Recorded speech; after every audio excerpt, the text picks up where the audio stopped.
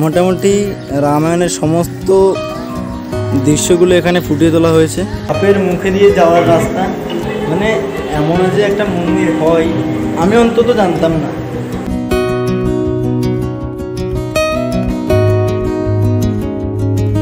এই যে এই জায়গাটা দেখতে পাচ্ছ সম্পূর্ণটা কিন্তু কাঁচের। দেখো গাইস,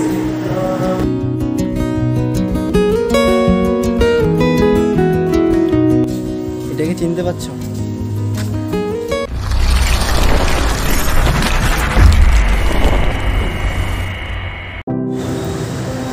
গাইজ ফাইনালি পৌঁছে গেলাম নিউ টাউনে। আর তোমরা কিন্তু আসতে চাইলে S30 বাস ধরে কিন্তু তোমরা যেতে পারবে ইকো পার্ক। এছাড়া কিন্তু তোমরা নিউ টাউনের সমস্ত বাস পেয়ে যাবে, আর এখান থেকে কিন্তু 10 টাকার বিনিময়ে তোমরা পৌঁছে যাবে ইকো পার্ক। তো চলো ভিডিওটা কন্টিনিউ করো। আর এই দেখো বিশ্ব বাংলা। তো ফাইনালি পৌঁছে গেলাম ইকো পার্ক। আর গাইজ এই যে দেখতে পাচ্ছ পেছনে বাস। আর এখন আমরা যাব আমাদের গন্তব্যে। তো চলো, ফাইনালি পৌঁছে গেলাম শ্রীরাম মন্দিরে। ইয়েস, এটাই হলো শ্রীরাম মন্দিরের প্রবেশ গেট। আর আমরা এখান দিয়ে এখন ভিতরে প্রবেশ করবো। তো চলো যাওয়া যাক। আর এখানে প্রবেশের প্রথমেই কিন্তু তোমরা দেখতে পাবে, দেখো এটাকে চিনতে পারছো? সে রামায়ণের জটাই তো অ্যাকচুয়ালি আমার এখন খেয়াল নেই, তোমরা অবশ্যই কমেন্ট করে জানিও। আর এই যে দেখো জটাই সেই শেষ কৃতকার্য করছে এখানে। আর এখানে আরও এই দেখো লঙ্কার সেই রাবণ, যে ডানা কেটে দিয়েছিল সেই লঙ্কার রাবণ। আর দেখো বুঝেছো? তো চলো সম্পূর্ণ ভিডিওটা দেখো।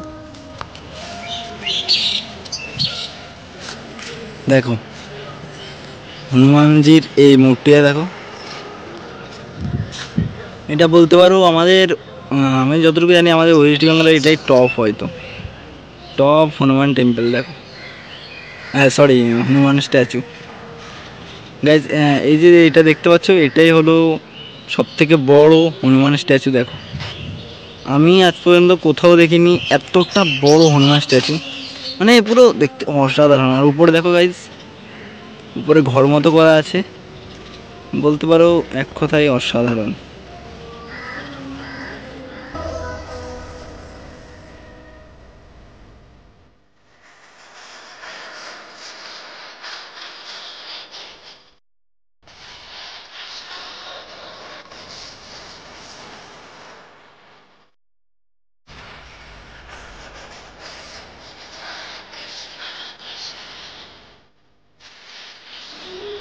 গুরু এই যে তোমরা এই জায়গাটা দেখতে পাচ্ছ, এখানে কিন্তু প্রত্যেক দিন দুপুরের আগে পর্যন্ত এখানে মানে কীর্তন করা হয়। আর এখন বিকেল হয়ে গেছে, এবার সন্ধ্যের সময় হবে কি না ওটা আমার জানা নেই, তবে আমি যতটুকু জানি আর ওনাদের থেকে শুনলাম, আর পরেরটা শোনা হয়নি, শুনলাম যে এখানে মানে দুপুরবেলা অবধি কীর্তন করা হয়। তো সমস্তটা ঘুরে দেখাবো চলো। হনুমানের স্ট্যাচুর পাশেই কিন্তু তোমরা দেখতে পাবে মহাদেবের স্ট্যাচু, যেটি কিন্তু এখনও পুরোপুরিভাবে কমপ্লিট হয়নি। দেখো নিচের দিকে এখনও অনেকটাই বাকি আছে, উপরটা মোটামুটি কমপ্লিট হলো। তো তোমরা যখন আসবে আশা করব তখন কমপ্লিট হয়ে যাবে। আর চলো এবার এদিকে যাই। আর এদিকে যখন আমরা যাব এদিকে প্রবেশে কিন্তু আমাদের দেখতে পাবো হনুমানজিকে। এগুলো তোমরা দেখতে পাচ্ছ, এখানে কিন্তু হনুমান বুক চিরে দেখাচ্ছে আর আমার সীতাকে।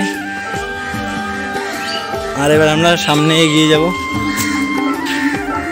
এই দেখো শ্রীকৃষ্ণ সেই গুহা, এখানে দেখো গাছের নিচে মহাদেব, তারপরে গণেশ, আরও অসংখ্য দেবতাগণ আছে। দেখো আর এখানে দেখো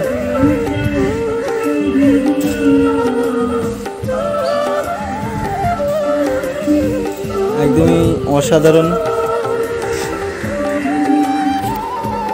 দেখো এখানে আসলে কিন্তু তোমরা সবসময় তোমার গান শুনতে পাবে।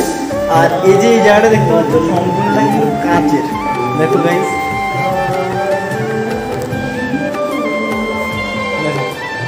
গণেশজি বসে আছেন, আরো সমস্ত দুর্গা এই যে দেবাদিদেব মহাদেব। আর এখানে তোমরা দেখতে পাবে এই যে আরো দেখো,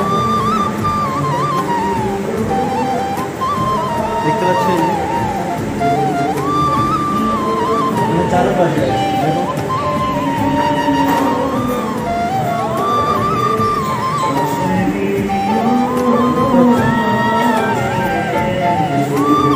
তো এবার তোমাদেরকে সমস্ত জায়গাটা ঘুরে দেখাবো। তো দেখো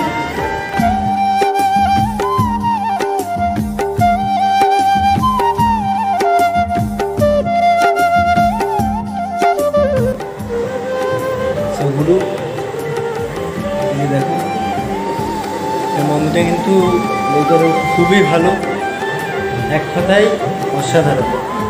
মানে এমন যে একটা মন্দির হয় আমি অন্তত জানতাম না। আর এই যে এই দরজাটা দেখতে পাচ্ছ, এই দরজা তোমাদেরকে প্রথমে দেখিয়েছিলাম যে সাপের মুখে দিয়ে যাওয়ার রাস্তা, আর এটাই হলো সেটা। এখান দিয়ে কিন্তু তোমরা যাওয়া আসা করতে পারবে। এখন বন্ধ আছে, বললো যে এটি যখন একটু ভিড় থাকে তখন খোলে। তো অবশ্যই সুন্দর। ও সেরা সেরা। আর এনাদেরকে আমি বললাম কিছু বলার জন্য, মানে কিছু বলবে না আর কি। বললো আমি বলতে পারবো না, ঠিক আছে, তুমি বাইরে থেকে জিজ্ঞেস করে নাও। বৃদ্ধ মানুষ এই যে নিতের পাশে বসে আছে, উনি সেই কী বলে মন্ত্র পড়তে ব্যস্ত আছে, তাই জন্য হয়তো বলবে না, জানি না সঠিক। আর এই